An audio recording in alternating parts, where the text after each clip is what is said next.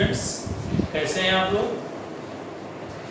आज मैं आपको केमिस्ट्री के कुछ कंसेप्ट, जैसा कि मैं आपको इस वाइट बोर्ड पे लिखा हूँ, मोल कंसेप्ट के बारे में कुछ बताऊंगा, जो क्लास 11, क्लास 12, इंजीनियरिंग, मेडिकल और भी तमाम प्रतियोगी परीक्षाओं में इससे क्वेश्चंस पूछे जाते हैं।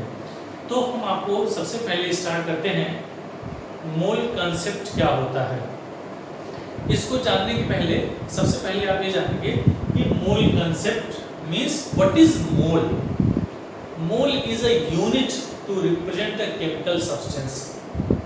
जैसे हम किसी भी टाइम का यूनिट सेकंड या मिनट होता है, लेंथ की यूनिट मीटर या सेंटीमीटर होता है, वैसे केमिकल सब्सटेंस को रिप्रेजेंट करने के लिए एक यूनिट एसआई यूनिट होती है जिसे हम मोल के नाम से जानते हैं।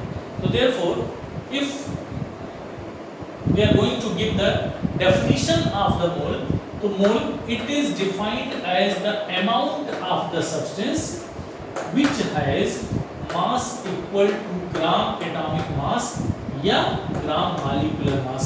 अब ग्राम एटॉमिक मास या ग्राम मॉलिक्यूलर मास क्या है? अगर वो एटम है, आप एटम का मोल निकालने जा रहे हैं तो ग्राम एटॉमिक मास होगा। अगर आप किसी मॉलिक्यूल या कंपाउंड का निकालने जा रहे हैं तो ग्राम मॉलिक्यूलर मास हो जाएगा। जैसे यहाँ लिखा है number of mass equal to mass of the substance in gram या ग्राम मॉलिक्यूलर मास या मोलर मास। तो number of moles, mass of the substance, अगर किसी भी सब्सटेंस, चाहे वो एटम हो, आयन हो, मॉलिक्यूल हो, कंपाउंड हो, जो भी हो, उसका अगर हमको नंबर ऑफ मोल्स फाइंड करना है तो हम इस फार्मूले से निकाल सकते हैं कि number of moles equal to mass of substance upon gram molecular mass, जिसे हम यहाँ से देख सकते हैं n is equal to W by m. Small w is the mass of the substance and capital M is the gram molecular mass. जैसे मैं आपको एक एग्जांपल लेते हुए बताता हूँ। सपोज करिए इस कमरे में मान लीजिए 44 gram carbon dioxide gas present है। तो अगर उस ग्राम को हम मोल्स की टर्म में रिप्रेजेंट करें या बताएं तो एक तो हो गया क्वेश्चन कि 44 gram carbon dioxide gas is present in this room. इसी को हम दूसरे टर्म में कह सकते हैं, अगर हम यहाँ n की वैल्यू निकालें तो n इज इक्वल टू होगा W by m, और W की वैल्यू दी गई है 44 ग्राम, क्योंकि क्वेश्चन में दिया गया है 44 gram of the carbon dioxide and we know that is the molecular mass of carbon dioxide is also 44, तो ये करके 1 मोल हो गया। तो हम ये कह सकते हैं कि उस रूम में या तो 44 ग्राम ऑफ कार्बन डाइऑक्साइड है या 1 मोल ऑफ कार्बन डाइऑक्साइड है। Both are correct. We can say that is n is equal to number of moles and number of mole कितना होगा? 1 मोल होगा अगर 44 gram of the carbon dioxide है। इसी तरह से many more examples are there. Suppose करिए इस कमरे में 17 ग्राम अमोनिया है, तो 17 ग्राम और अमोनिया का मॉलिक्यूलर मास होता है 17, तो therefore number of mole is equal to 1। आ जाइए अब नीचे देखते हैं, तो n is equal to W by m, लेकिन n यानी नंबर ऑफ मोल्स निकालने के लिए केवल और केवल यही फार्मूला यूज करेंगे। हमारे पास दो और फार्मूले हैं।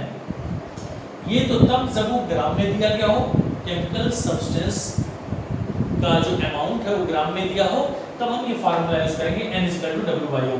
Next one, in terms of the number of molecules and volume of the gas at STP, number of moles can also be calculated as, यानी कि अगर ये mass of the substance ना दिया हो, इसकी जगह पे क्या दिया हो, number of molecules या number of particles दिए गए हो, तो उस number of particles को टर्म में हम number of moles कैसे फाइंड करेंगे।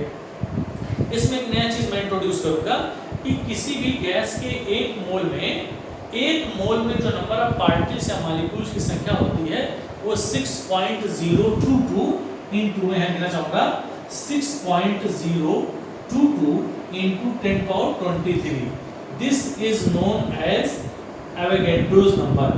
This number was given by mister Avogadro, तो in the honour of him इसी को हम एवोगैड्रोस नंबर कहते हैं। तो किसी सब्सटेंस के एक मोल में जो मॉलिक्यूल्स या पार्टिकल्स की संख्या होती है वो 6.022 इनटू 10⁻23 के बराबर होती है।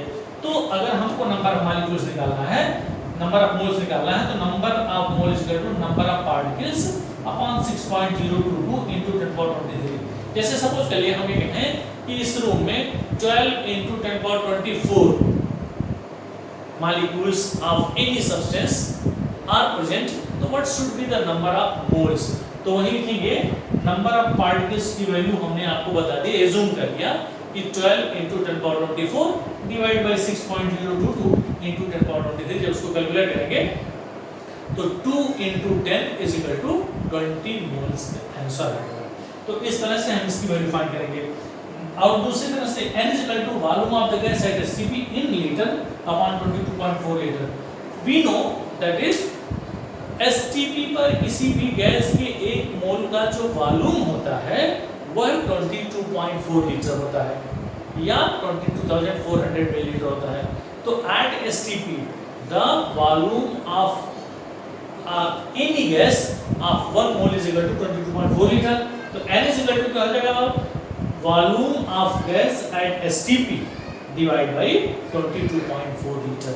जो वॉल्यूम दिया रहेगा STP पे उस क्वेश्चन में, उसमें हम 22.4 लीटर से डिवाइड करेंगे।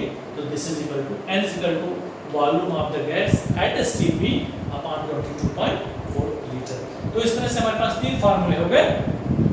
n is equal to W by m if mass of the substance is given, n is equal to number of particles upon 6.022 into 10 power 23 if the number of particles are given, या n is equal to volume of the gas at STP divided by 22.4 liter।